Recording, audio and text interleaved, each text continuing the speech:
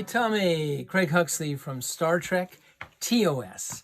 Rich, your good friend from Texas Radio, wants to wish you a very happy birthday on turning 48. And one of the things that I like to do is divide up the years, thinking about what are these points that led to this, like 12, 24, 36, 48, or 16, 32, 48. And, how it keeps evolving. Life keeps moving on. So let me tell you some stuff about TOS. I was only 11 years old, so we're digging back now. And I was in my first time on Star Trek. I was on the last episode of season 1, and I played the nephew of Captain Kirk. William Shatner played my uncle and my father. He put on a mustache for that. And now that character is back in the new series, Strange New Worlds. My dad is back on that, so maybe I'll end up back on that. So here's a story about what happened. The most popular show that I've heard about of that whole 3-year run was the episode just one before my first episode, the penultimate one of season 1, called City on the Edge of Forever. And that was starring Joan Collins, who was married to Anthony Newley, who wrote the music to Stop the World, I Want to Get Off, and Willy Wonka. So how's that for 6 degrees of separation? Anyway, the writer of that episode was Harlan Ellison. And I got to hang out with him because they were finishing his episode as I was shooting my episode. They were overlapping, as they would do on TV shows often to, expedite and save money. So I got to know him. I got friendly with Harlan. He was quite a genius, and he lived to be 84. And he wrote a book, actually a graphic novel that got turned into a movie that I then produced called A Boy and His Dog. I produced the DVD of it and have promoted it for years as really a great sci-fi masterpiece. Well, what's the connection there besides Harlan having written City on the Edge of Forever, which is that incredible, challenge that they face when they go back to the World War II times in America by time traveling? Well, the connection is that Boy and His Dog, a key part of the book, takes place in 2048. So see, synchronicity. Now, Harlan got to be a good friend of mine, and over the decades, I would take my daughters walking in the hills of Sherman Oaks, where I've lived for all my life. And we went to his house a few blocks away, which had all kinds of Egyptian hieroglyphics. So he turned his house, I'm sure if you Google him, you could see it, into this really wild, futuristic dream palace. And the day that he passed, we were there also. He meant a lot to us. Another story I can tell you about TOS is in season 3, And the Children Shall Lead. Gene Roddenberry brought me back because he had intended for me to be a regular starting in season 2. They were going to add a kid, which is what they did then on TNG with Will Wheaton. And I was supposed to be in there. And you can see and hear a lot about this in my interviews and all the footage that was found 50 years later in the Blu-ray called the Roddenberry Vault.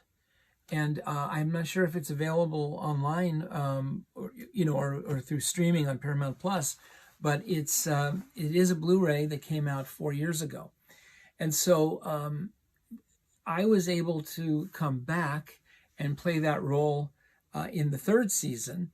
And that led me to enjoy sitting in the captain's chair yet again. So twice I ended up in that captain's chair, which is pretty wild. And I would control people with, this thing, if you ever saw that episode. And I did that with my daughters as well. It was very effective. So I was able to then become good friends with William Shatner. And after the series ended believe it or not, he went through a tough time in his life, in his career, ended up living in his truck. Now, I know that's crazy. That just shows you how Hollywood, for all of us that have lived and worked in this, it has its great peaks and valleys. And amazing that he had such a comeback. He had me working with him doing the early cons, the conventions that didn't even before creation in Las Vegas, which I've gone and done now several times. And he then worked with me, and I patented an instrument called the blaster beam. You can see all that at craighuxley.com. An instrument that now has been brought back with young Roddenberry's suggestion. It has been brought back to the final season of Star Trek Picard, season 3, where they're bringing back 6 of the TNG actors, the key cast, and it's I think a brilliant show. I love the acting of Patrick Stewart and everybody in the season 1 and 2, and so I think it really brings the Star Trek saga to a high level, and they deal with some of the philosophy. One of my best friends is brought back into it, John Delancey, and he's still playing Q, and but he wasn't in TOS. I predate him, even though he's older than me.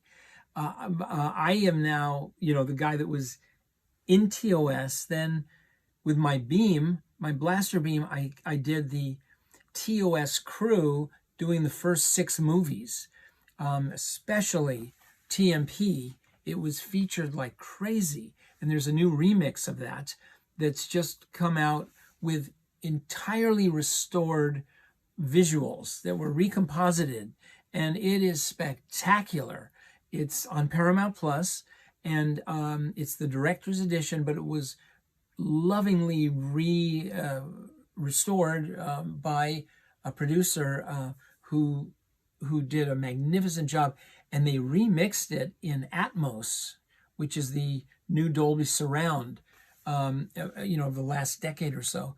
And it is unbelievable what happens with the blaster beam. They had me and my daughter as guest of honor for the premiere showing at Paramount Pictures, and it was placed many times because it was a 16 track, and that was like, oh my God, in that day it was like, whoa, that's advanced.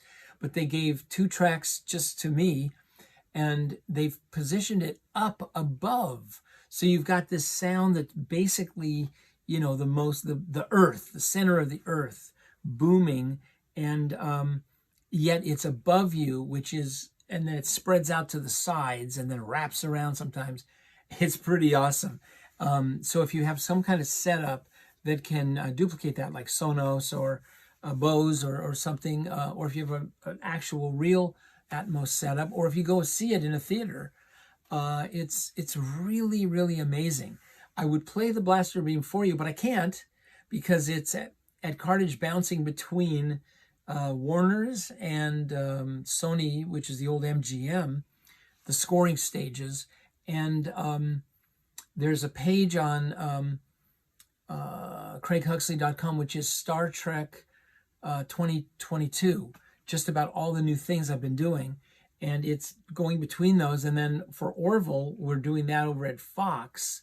And that's the Seth MacFarlane tribute spoof to Star Trek. And he loved TOS. I mean, he thinks TOS and the TMP movie are the ultimate. So I can't really say where I land other than I belong to TOS and I'm featured in TMP, and I even wrote some of the music for Star Trek Wrath of Khan, whose 40th anniversary was just days ago.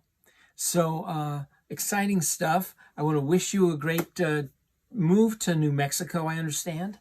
And also, if you have any music you'd like me to hear, you could send it to the contact page on craighuxley.com. So happy birthday and happy June of 2022.